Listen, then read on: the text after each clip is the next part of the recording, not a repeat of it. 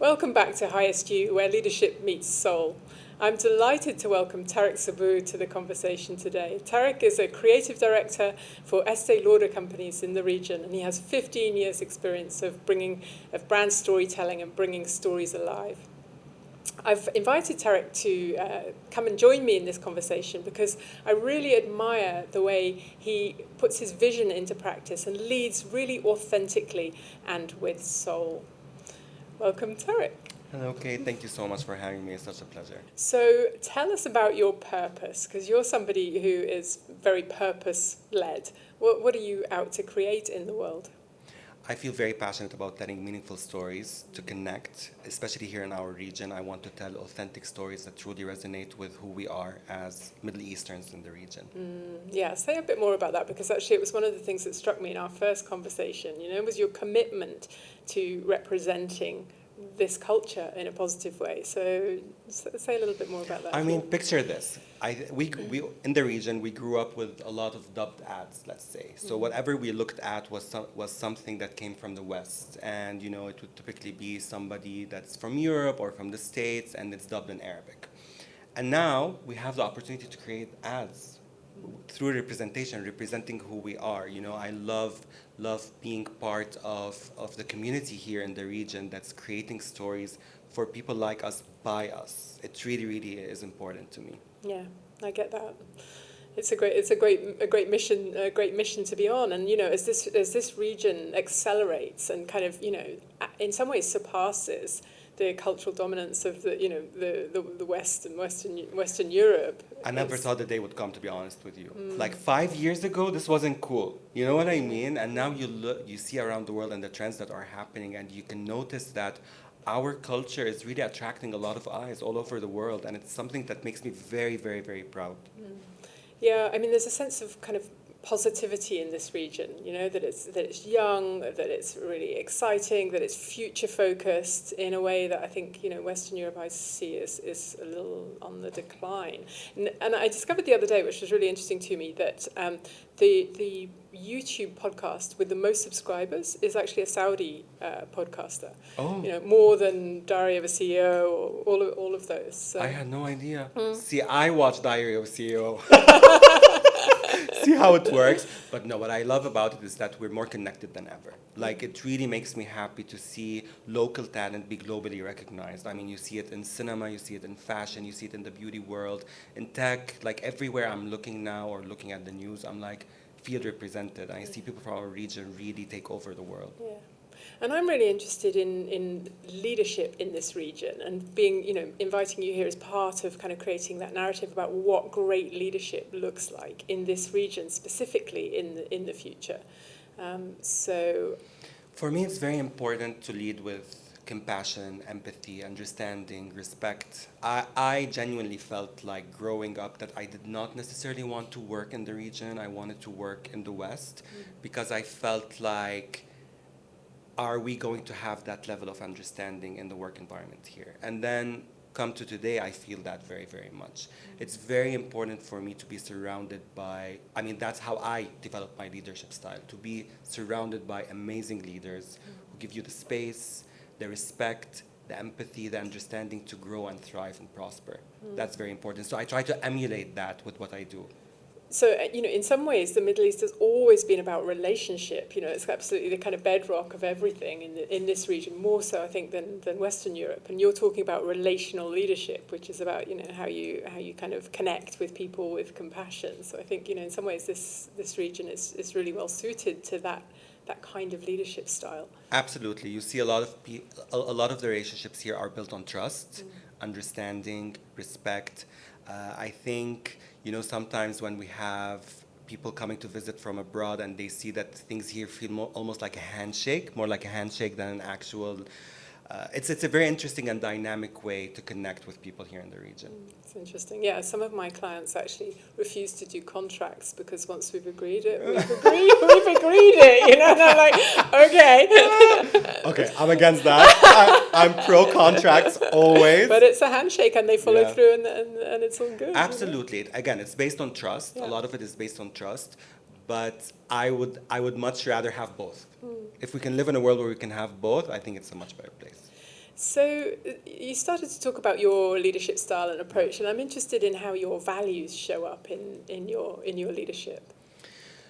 Honestly, I've realized that first allowing people to have a space to share what they feel, to voice themselves, basically, giving them the trust, entrusting them, empowering them, creating a co-collaboration environment results with the best ideas, really. And I've seen it in my team members, I've seen it with colleagues, with peers. When they feel heard and seen, they feel like they belong to something that's really important, and that brings out the best version of themselves. And when you're in an environment like that, it creates an absolutely wonderful energy. Yeah.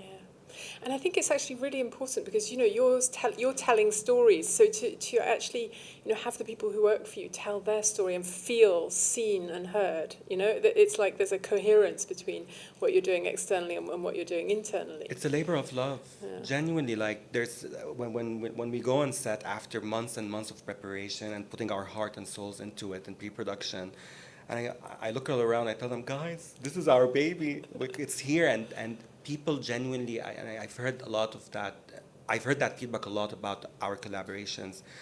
They feel like they were part of something meaningful, and it creates this sense of belonging, and then the work in itself becomes outstanding because of that collaboration, that energy. It's so beautiful to see. When you think about creation in itself, it's all about energy, really. Like the act of creation is energy. And when you put all that good energy, that good intention, that hard work, that collaborative effort where everybody feels heard and seen, when you look at the outcome and it actually resonates, that's why it resonates. I believe we transfer that energy into the work that we do. And then when you see the outcome and it's celebrated, you're like, yeah, of course it was going to be celebrated because it came from a lot of love. That is such a beautiful description of your creative process, and how you really bring your teams alive to generate something extraordinary, because we know that extraordinary things come out of, extraordinary cultures and environments where people feel that they can be at their best, and do something that's meaningful. And everybody has a very unique point of view. That's something very important. We're at our company, we're like 38 nationalities. Everybody has a different background, different story, different perspective on things. And I love being in a room where everybody's bringing their thoughts in and like voicing themselves and discussing ideas and seeing a different angle. You might see something, Kate, that I might not see, and vice versa. And that's when the magic comes around. It's those different points of views. And when we come into an understanding of what's the best thing to move forward with, it's just magical. I absolutely love it.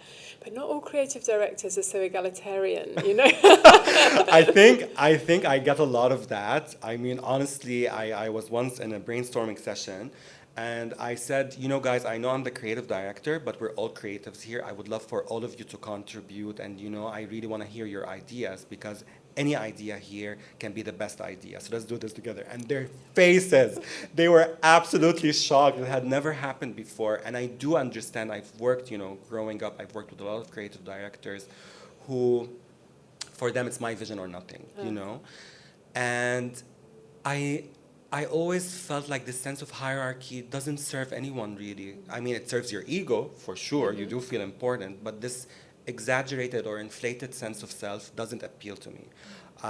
Of course, we all have egos. We all want to have a sense of self, but it doesn't come from that. I feel my own creativity becomes better when it's shared with other people. That's the reality. One voice cannot be the ultimate vision. When it's a collaborative effort, when everybody is contributing. I've been in rooms where I've had maybe an interesting idea, but then we created something phenomenal because we shared all of our ideas. And I've been in rooms where somebody who works in finance has an idea, and I'm the first one to say, your idea is better than mine. Let's go for it. You create magic that way. And I do believe that the fruition of those actions are far more superior than what you would have achieved on your own. I don't think I've ever heard a better description of the magic of collaboration in its true form. And I think we really get the kind of mindset and energy that you bring to create that. Absolutely. It's really important because, again, I mean, even in your work, in any work, haven't you noticed that when you collaborate, you create something meaningful? I say this with teams a lot. So when I'm team coaching, people tend to have different points of view, and they think it's my way or it's my way, and there's an either or. And actually, what I've discovered is that a both and is always better. So my way plus your way equals a much stronger way than either of us would have come up with in the first place. And so I often insist that teams don't go with an either or. I'll tell you something. I have team members who are junior, and I tell them, no, you're going to come up with an idea as well. Like, you're going to come up with a concept. And we're going to pitch all of our concepts, and then we see which one wins. And they get shocked because it's for them, it's like, what do you mean my concept could actually... I'm like, yes, that's the exciting part. And this is what brings me joy. Absolutely what brings me joy. Because, again, and also, there's also a shared sense of responsibility, I would say. Because I always tell my team, if this fails, we all fail. If this works, we all thrive. Like, it's all of us together, Because there's this sense of when it's a shared responsibility, everybody puts their heart and souls into it. It's not just your responsibility or your face or whatever. And I've noticed that when you empower other people, they bring out their best. There's a transformation. You see their faces light up, honestly. Well, we're doing something meaningful, and actually, I have something real to contribute. And this is getting more and more important as the Gen Z progress in our workforces. Actually, they want a seat at the table. They have a point of view. They want to be heard. And so your leadership style and it's very important. I do have some notes on that, though. I think respect is also very important. Like, yes, everybody's voice should be heard, but I've noticed that some generations might have this sense of entitlement, let's say. And I've seen it around me where there's a lack of respect in some rooms, like, I know better. And maybe it's ignorance of youth as well. But I feel, as a proud millennial, we've worked hard to be where we are. We did challenge the status quo, but we did earn the right to be where we are. And I would like to see the younger generation be that respectful as well. Like, I think they're in such a rush for everything to happen now. But things do take time to build. Honestly, they do take time to build. Well, there's a depth of experience that comes from having tried things out and tried and failed and experimented over many, many years, that gives you a depth of knowledge that's not just kind of fresh ideas. But we should be harvesting those fresh ideas. Both. I mean, again, creating space where people can bring forth those amazing and fresh ideas, but there's a dynamic that needs to be respected as well. I think the arrogance of my idea is better than yours, or I know better because I'm younger, that's not something that sits well with me. Because I'm definitely not like that towards the older generations. And for me, I find it very valuable when I can be mentored by someone who has even 5 more years of experience than me. So I'm glad you mentioned that. So tell us about what your biggest growth experience has been, and the impact that's had for you. Burnout. 100%. Can I just say, before we get into this conversation, I really admire the fact that you're somebody who will speak publicly about burnout, because for some people they're cautious about putting that out into the public domain, and I just think it's absolutely role model behaviour to be vulnerable around that. So tell us your story. It's something that a lot of people go through. That's the thing. Whenever I've opened up about burnout, a lot of people come to me and thank me. They're like, thank you so much for talking about this. I mean, I've struggled with this, I've struggled with that. I've heard incredible stories about what people have gone through with burnout. Considering the day and age we are in, we're kind of prompted into going into burnout. Really, unless you work really hard on yourself, you are at some point going to face burnout. And burnout basically makes you confront yourself. It gives you the space to sit with yourself and examine different aspects of your life, understand what got me here. And I think once you understand the kind of strain you put on your body, on your mind, the idea of getting somewhere, I have to work hard so I can do this or do that, and getting a sense of achievement through your productivity or your title or your job. I think a lot of people tend to burn out. And also all the roles you want to play in your life. You want to be the best at your job. You want to be a great friend, a great partner, a great family member. There's a lot of things that go into play when you reach burnout. But it's such a shared experience, and a lot of people are going through it. It really is, and I can vouch for that as a coach. I can't think of any of my clients who are, all very successful people, obviously, But successful people tend to put a lot of pressure on themselves, and I don't think I know any of my clients who haven't at some point had some sort of burnout or come close to it. Some of them manage to scrape through. Others, actually they've had their body has said no, and they've tried to push through because they're high achievers, and they want to keep going and pushing and pushing.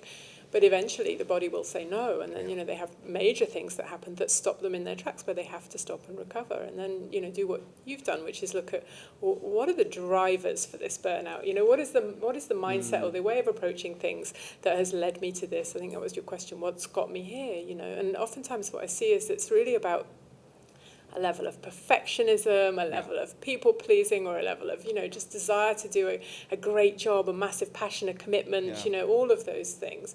But, at the core of it, there's some, driver to do more, prove more, be enough, maybe. Sense of self, yes, to gain that sense of self and tying it into these aspects. And it's wonderful to be passionate. It's wonderful to be driven and ambitious, but not at the expense of your health. That's something, because health is such a vulnerable thing. And I've said this to a lot of my colleagues and my friends. If there are signs that you're about to burn out, do whatever you can to not get there. What do you name as the signs, just so people are aware of that? You can sleep however long you want and you still don't recover. That, for me, is one of the biggest indications that you're either experiencing it or about to experience it. Your body just can no longer cope, no matter how much you rest. You think, oh, you know what, I'll just take the weekend off, not do anything. It should fix everything that I've been going through for the past 2.5 years. And obviously, that's not how the body and mind work. So this beautiful vessel that we are in, you need to take care of it. And again, it's wonderful to be ambitious and driven and want to be the best version of yourself, not at the expense of your health. And there are ways to do that without it being at the expense of your health. Oh, well, I'm glad you said that. So tell us about how you now manage your, very high profile, high pressure career. What have you changed that makes that more sustainable as a way of leading and operating? Time.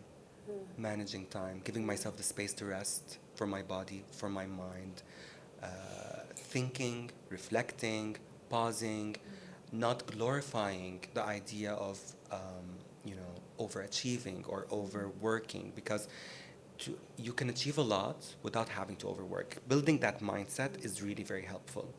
And just respecting and honoring my body, understanding what it's trying to tell me. If I'm not doing well right now, there's something going on. Something is not aligned. What am I doing that's not right, And just focusing on the idea of what can I do with the time allocated for this slot of productivity, let's say. And I think reflection and listening to your body. Honestly, I learned through burnout how to listen to my body. That was a new skill. Yeah. I did not know it before. I used to think, oh, I'm just I'm tired or whatever. Oh, I'm not feeling well. Okay, what? Now I'm like, what is my body trying to tell me? Okay, this is going on, that's going on. Just listening to it, And it's a skill that you can build. And once you do, you really understand what's going on. Absolutely, and most leaders, I think, operate as kind of heads on sticks. So there's a lot of mental activity going on, and not a lot of awareness. And it's such a shame, because actually there's so much intelligence in the body. Our gut is a second brain, and actually, as we move into a new era of leadership where we need to be more connected, more compassionate, more wise, more present, connecting with your deeper self through through coming into your body and listening to the wisdom that's there, and that starts with the wisdom about what you actually need, right? Yeah, and I always feel like it's my future self alerting me to something. I always feel like if something in my body, I'm like, oh, that's my future self telling me something. I need to stop here or pause there, or this is actually a good thing that's going on right now, so let's do more of that. All of these things I think go a long way. Yeah. And you mentioned future self, because I really like the idea of future self, but there's also, you mentioned being your best self, your kind of highest self, and you know that this podcast is called Highest You. I'm really passionate about helping leaders connect with the highest versions of themselves. So what does your highest self mean to you? I think my highest self means having a sense of purpose, doing things with heart, with intention, being mindful, honoring other people, respecting other people. This is what it means to me. Yeah. What about you? I like that. Well, so I had an encounter with my higher self recently, which was very interesting. And it came through a retreat and some meditation practice, and really coming into the body, but actually having an experience of, I did some mirror gazing, which is kind of an odd thing to do. We don't, we look in the mirror to get ready and what have you, but we don't really kind of take the time to be still and connect with ourselves. Some people would be too scared to do At that. the deepest level. So I had an experience where I came into presence and I spent a while mirror gazing, and actually my higher self kind of appeared in the mirror after about 3 minutes of this exercise.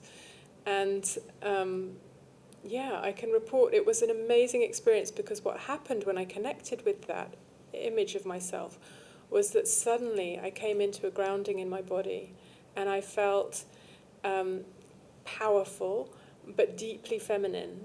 And I really connected what it is, because I've wrestled with this. It's difficult, I found, to be feminine in a corporate world, Absolutely. But actually what I found was it's possible to be feminine and flowing and fierce. And I love that. I absolutely love that. you mentioned heart and soul, and we're in the territory of higher self, which I think is really about, and the way that you describe higher self is about connecting with that kind of deepest part of you. Yeah. So what does it mean then to lead with soul for you, to lead from that place of kind of connected wisdom? I think it comes across as sitting down and listening to my team member as they speak, as humans, not as colleagues or team members. That space that is offered to them helps them feel seen, and in that sense also reach their highest self. And then that space that was offered is what gives us both the opportunity to get to that place. What a gift to offer people at work, right? I mean, look, most people don't get a chance to access their highest self in life. People are just kind of running, and actually to kind of create space, because this is essentially what it's about, to create space that people connect and can feel seen and heard, so that they can really connect with themselves, because this is where we access our higher self from, right? Is connecting deeply with ourselves and listening to our own.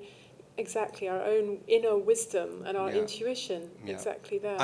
I believe I tried to suppress my intuition growing up. When after adolescence, you're like, no, let me be serious. I'm gonna be entering this corporate world. I want to be taken seriously. I want to do this. I want to do that. So I denied my intuition for a very long time, and I think it's been a full circle where I went through many different experiences and difficult experiences that got me to the point of going back to myself and going back to my intuition, going back to what feels good in my gut, in my heart, in my soul, in my mind. And I'm a highly intuitive human being, and I operate on intuition. Obviously, to whoever is hearing this, I also follow insights and data and all of that, but my intuition plays a huge role in how I approach things in my life. And what I've noticed is that my intuition has always been right. And I mean, I don't know, somebody might say it's just luck. I don't believe so. I believe that intuition is a driving force. It is your higher self driving you, genuinely. And I might not be able to put it into words, into what that energy is or what that means, scientifically speaking. But for me, it's a force that moves me, that knows what is the best for me. And I do follow that guiding voice within me. Wonderful. It's a source of wisdom, a guiding voice within you. Absolutely. It's kind of your inner compass, isn't it? And yet we've got to kind of come into stillness to be able to hear that voice. And I think, a lot of times we're rattling around the place and there's no chance to, to really hear the inner voice and listen to the wisdom of our intuition. Because we're on high alert. And, I used to struggle with anxiety, and a lot of people struggle with anxiety. Yeah. I haven't had anxiety in almost 2 years now. Yeah. And it's this stillness that you're talking about, because I think, and I know this will sound ridiculous to people listening to this, breathing. No, I had forgotten how to breathe and take a moment, because everything was in a rush. Yeah. Everything and I'm always on a reactive plane, oh, this is the stressor or the aggressor that's happening to me, and now I'm gonna react. And now I've learned to be and sometimes I'll get caught up, I'll be and I'll be no, Tarek, just breathe. Do not act, Do not exaggerate, do not overthink, do not give in to the narrative right now. Just breathe. And that moment will just reset you, honestly. You create some spaciousness, right? You create a distance between the circumstances which are aggravating and, and your own state. I really appreciate the fact that you shared, that you experience anxiety, because I know so many people who do. I also, from time to time have anxiety, and it's only recently that I've come to properly recognize it. I mean, it's showed up for years and years and years, but I just thought I had digestive issues. I can't eat this, that, and the other, and it's like makes it really difficult. And actually, what I've recognized recently is this is anxiety, and it's absolutely in the solar plexus, and it becomes, kind of tightly held. Yeah. And I do exactly what you've just described. I breathe, I stop, and I breathe into it, and I just say to myself, let go, and then I let everything kind of relax, and that it really helps. And oftentimes it shows up not related to any external circumstance, No, that's the thing. It It's just that pops friend, up out of nowhere. Yeah, it's that friend that comes uninvited, and you're like, no, we're not gonna do that. And honestly, it has, when I used to really struggle with it, it used to cripple me, and I'm like, what's happening right now? Why is this manifesting right now? And then I also understood, going back to what we originally were discussing, what have I been doing to my mind and body for it to manifest this way now? Yeah. And that's why probably I haven't had any anxiety in 2 years. And mind you, nerves are one thing and anxiety is another. We can all have nerves. Me coming on this podcast, I was nervous. We can all have nerves. It's completely natural. And that's a good thing. It means you're excited. It means there's something good that's about to happen. When you're about to go on stage or present or do something wonderful or see a friend that you haven't seen in a while, you have those beautiful, excited nerves. Anxiety is a whole different thing. Yeah. Anxiety is you go into an almost like a paralyzing state, and your mind goes into a million directions, and nothing is rational about what you're feeling or thinking.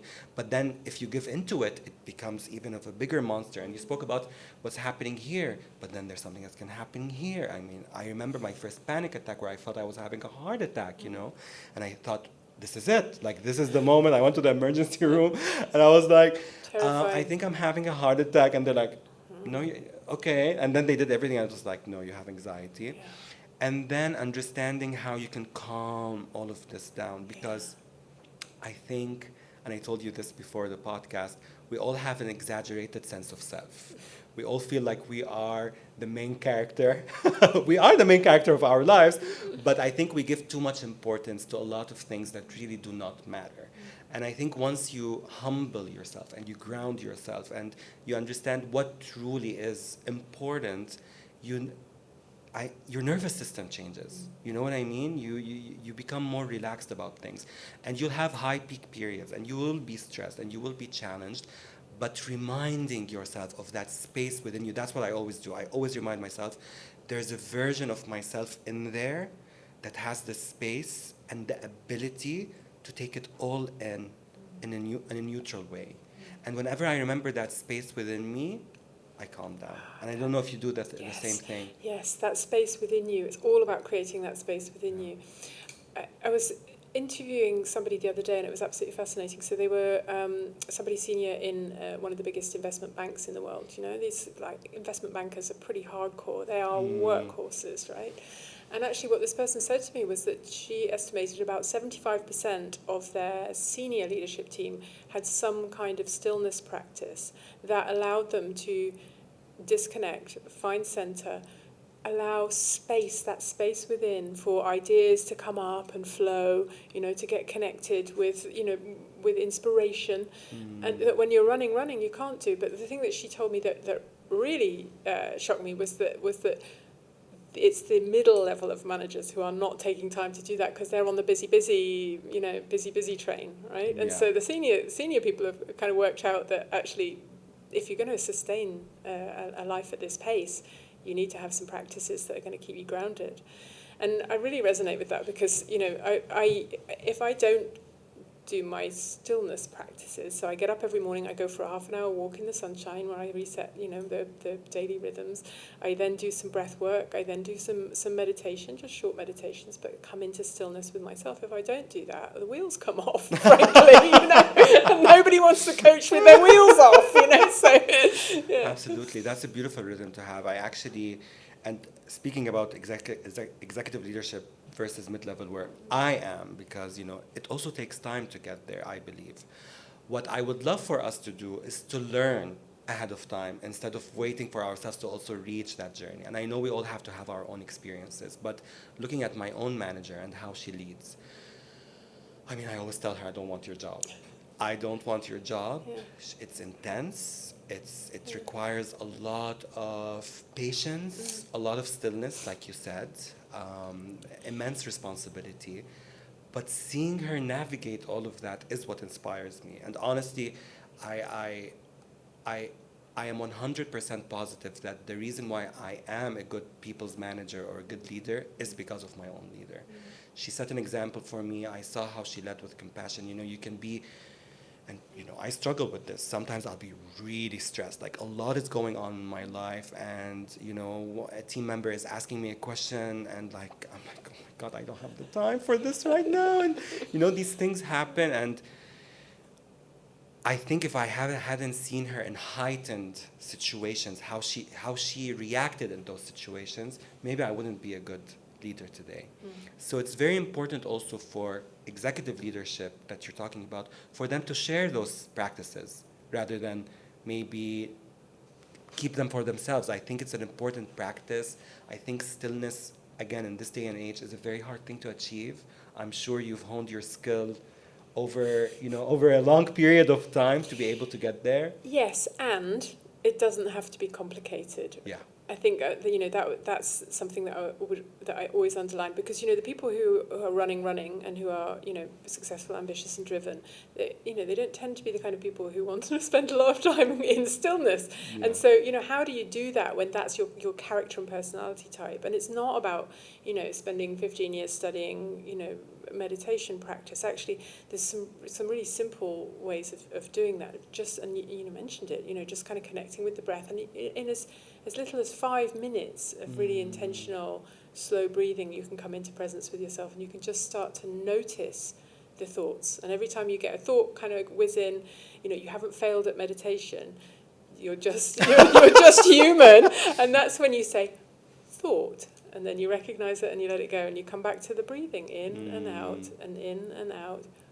Thought, thank you, and you let it go. And in that way, you get you put a distance between yourself and the thoughts, and that's where the freedom comes in. Because when we're controlled by our thoughts, because we're running all the time, then we have no choice and no freedom. When we can see our thoughts for what they are, which is just like mental patterns that that are sometimes helpful, sometimes not very helpful, we can choose to recognize them and let them go. Yes, very difficult, harder said than done, but it is achievable. And I think if people experience that, they will then understand why the method works. But as you said, sometimes they don't have enough patience to go into it.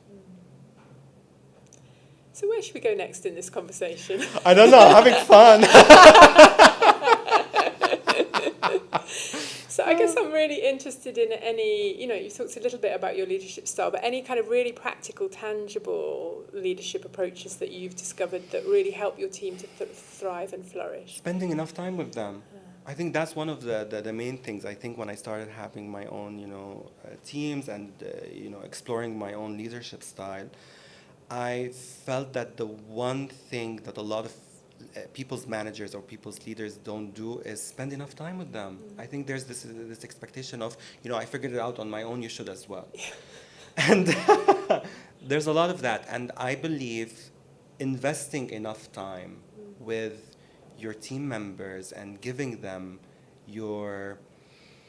in a way, I wanted to shield them as well, to giving them part of your experience, the understanding, the space. It goes a long way. You might invest a little bit more time than other people in the beginning, but then you won't have to afterwards because you give them a chance to truly grow, And I've had other leaders or people's managers come to me and tell me, oh, your team sounds great, they look amazing, it looks like you're doing a great job, what are you doing? I'm like, I treat them like human beings.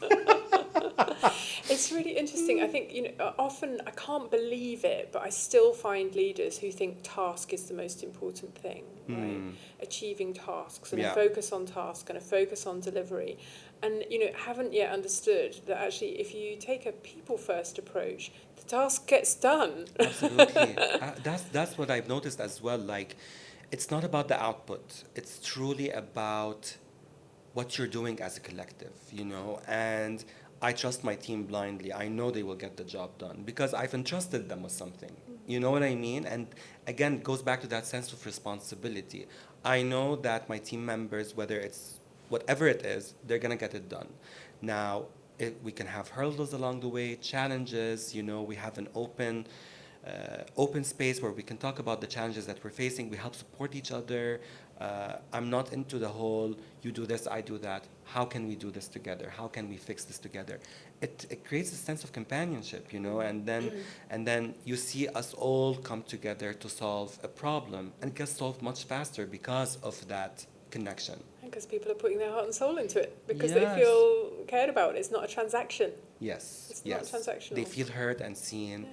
And again, they have a sense of ownership, and that allows people to really deep dive into a task or a project or whatever. I've often been like, you know what, this is a great opportunity for you to lead from your chair. So let's see how would you approach this, how you would do that, and you can see their faces light up because they feel like, oh, I can own something, I can actually lead on something. And then we do it together. It's a wonderful interaction. How liberating. Yeah. I think your team sounds like a really fun place to be. Yeah. And again, it's because I didn't get the chance to have that. So what I did is that along the way, when I entered, when I started working, I saw a lot of bad examples. And I endured a lot of bad examples. And I always promised myself is that when I grow up and when I gain more experience and have the privilege to do this, I'm not going to do it this way. I'm really going to approach it in a much different way. First of all, with kindness, with empathy, with understanding and seeing others. Like really, there's an egocentric approach to a lot of how people navigate the corporate world, And again, yes, of course, status is wonderful and recognition is wonderful, but how you do it to get there is really important to me. And I think not a lot of people have this sense of wanting to help others. You know what I mean? Yeah, and I think, leading beyond the ego is just super important these days. I mean, do you want to be remembered for being the terrible boss that drove everybody crazy? You want to be remembered as the person who sponsored, believed in, trusted, pushed. Yes. You. I mean, I have a couple of my leaders from early in my career that, I still can't thank enough. I spent 4 years with each of them, and they shaped me and formed me and believed in me and pushed me. And they were no pushovers, right? They were the toughest bosses I ever had. Yeah. But they were completely inspiring because actually it came from a place of caring. There was that challenge plus that caring. Yeah. And that's a really powerful combination. And I get a sense that you're no pushover, right? I mean, you have a point of view on things. Yes, and I should think, people want to do well for you. Absolutely. And believe me, like when I need to, I am like that. But again, it's coming from a place of care, like you said. And what I've noticed is that the respect goes both ways, right? So if I'm giving them that respect and that space, they're doing the same thing for me. They're not coming from a place of fear. It's coming from a place of respect. Very different energy. Yeah. Very different energy. And mind you, I'm sure sometimes they complain about me. It's natural, at the end of the day. At the end of the day, we all, we're human beings. I'm sure I have my faults. We all have our faults. You know what I mean? But again, at the end of the day, I know that they know how deeply I care about them. Yeah. When what you've said there is really fundamental. It's not coming from a place of fear. Yes. And, when you come from a place of fear, actually, physiologically, what happens is that you're coming from your amygdala. And when you come from your amygdala, it shuts down the prefrontal cortex. The prefrontal cortex is the bit that does all the thinking, right? So, in a way, you're not going to be creative, are you? You're not going to do anything at all if you're in fear, right? And so, this is why I think people don't understand that, creating fear in the workplace is just the most counterproductive thing that you can ever do. Yeah, and there's no need. Respect is a much better energy to have, understanding, partnership, respect, feeling safety. Psychological safety is really one of the most important aspects of a work, to how to thrive in a work environment. And when you have psychological safety, you're there, you're present, you are present, and the way you contribute to any business, any corporation, is immense. And honestly, I think a lot of leaders should look at it from that perspective, because inciting fear in people, it will get the task done, believe me.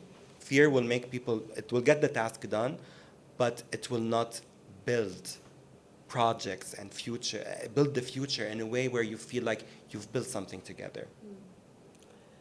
So on that note, I'm going to suggest that we wrap up this beautiful conversation. Thank you so much for bringing your presence and your passion that I think we can all feel so intensely to this conversation. It's been an absolute pleasure to chat with you. Thank you for giving me the opportunity. I think it's a wonderful experience, and I can't wait to be here again. Thank you, Tarek Sabbouh. Thank you. If this episode spoke to you, please do subscribe and leave a review. It really helps leaders who want to lead with soul to find us. And also do connect with me, Kate King, on LinkedIn. I'd love to be connected with you.